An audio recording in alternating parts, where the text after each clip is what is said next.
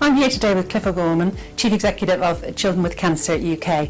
The charity gets a lot of questions from its supporters, and we thought it would be nice, as today is World Cancer Day, 4th of February, to come and see Cliff in his office and give him the chance to answer some of your questions.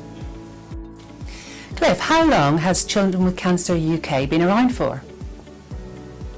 Good afternoon, Pauline. Well, the charity has actually had many titles over the last 30 years. It started off as a memorial charity in memory of my brother, but in effect, January the 12th, 2018, we will have been 30 years old. That date was determined by the fact that we had the pleasure of Princess Diana coming out to plant a tree in memory of my brother and sister. Although, in effect, although this is obviously World Cancer Day, February the 6th, it will be 30 years since my brother died. So we have in effect been fundraising for 30 years this week. Laura from Hertfordshire would like to know, what do you think has been the charity's biggest achievement, and what are you most proud of? Okay, well, I'm proud of the fact that over the 30 years the charity's been able to fund 200 research projects up and down the country, which in all their own ways have had some effect upon the survival rates of children. But I'm most proud of is the fact that we funded something which was known as MRD. Do not want to get too technical, but it was a form of treatment towards childhood leukemia. And to put it in perspective, when my brother Paul died of leukemia 30 years ago, he had a 60% chance of survival. Now, based on the treatments that we've been able to put into the NHS, a similar child now would have a 92%. So we're very, very proud, and that's one of our great achievements. I've had a question from Jane in Perth. How do Children with Cancer UK decide on what research you fund? Okay, well, in effect, there is a group of people known as SAP, which is the Scientific Advisory Panel. These are professors, top oncologists, etc., who volunteer their time to help us determine where do we get best value, which are the best projects that we should be funding, not only from a budgetary point of view, but from impact. So the people at the charity are here to fundraise, but then the Scientific Advisory Panel take that money and recommend to our trustees that this is how best to spend it. Cliff, Caroline from Putney would like to know, what are the biggest challenges for childhood cancer in the UK at the moment? Well, although we've had great success in certain forms of cancer, particularly leukemias, there are other forms, particularly brain tumours, sarcomas, where we haven't had as much success, where we've found that the treatments through chemotherapy drugs are proving more difficult to get good results from, and in effect there are forms of brain tumours where the diagnosis is in effect a virtual death sentence. So these are real problems going forward to be able to break through. Plus, added to the fact that if you read the ONS figures for children and young people, there's been a marked increase in the number of cases being diagnosed. Now, some of that will be down to population growth, some of it that to better diagnosis. But taking all those out, there is definitely an increase in the number of children and young people being diagnosed with cancer. And it's a worry for everybody here to be looking at why that's happening. Do you think childhood cancer will have a cure in your lifetime? This question comes from Paul in Bexhill. Okay, we must remember when we talk about cancer as a disease, it is in effect a number of different diseases.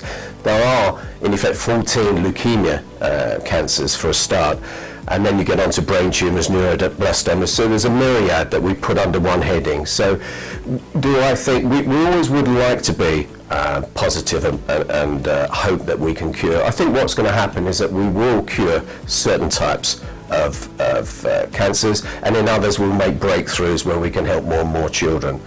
If you look at Cancer Research UK, they will say 50% are going to get cancer, which they hope in the next 20 years to save 75%. I think that is a good aim, and I think there will be breakthroughs in areas where it's been difficult, and in the other areas we will have children that will completely survive. But an overall cure, please God. Mel in Belfast would like to know, does Children with Cancer UK have any exciting plans coming up?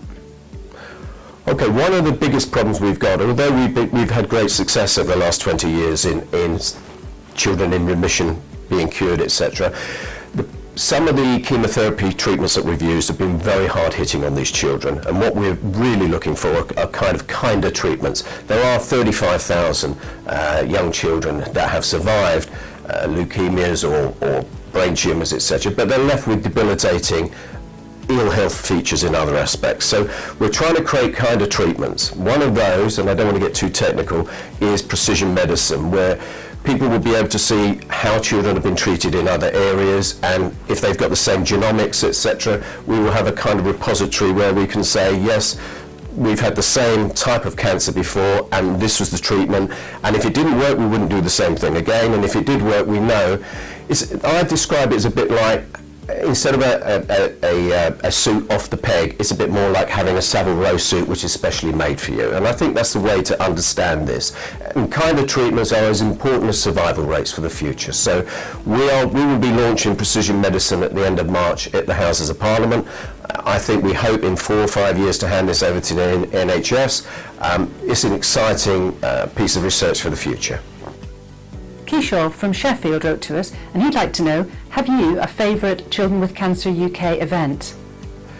We do lots of events up and down the country, but my favourite is always the first one we ever did, which is a charity ball we hold at the Grosvenor every second Saturday in November. We've been doing it for nearly 30 years. It's important to me as well because it was the first event and only event my sister Jean came to. She was very ill with her own cancer at the time, 9 months after Paul, and she came to that event in a wheelchair with an oxygen tank and with a nurse, and she died 2 days afterwards. So in many ways that's our favourite personal family event, and it's always a fantastic success, and 1,200 people have a great night. Have you ever taken part in one of the Sports Challenge events, and if so, how was it? And this is from Andy in Cardiff. Okay, well I have done marathons etc. for the charity, and I have done my fair bit of physical activity. The one that I was most enjoyed, which was very unique, was that I was invited to walk through the Channel Tunnel just before it opened. It was called Cliff to Cliff, and we walked literally from France to England. It took about 10 hours, and it was a wonderful event. And finally, Cliff, Mark from Harpenden would like to know, how would you describe Children with Cancer UK in 3 words? In 3 words: care, cure and cause.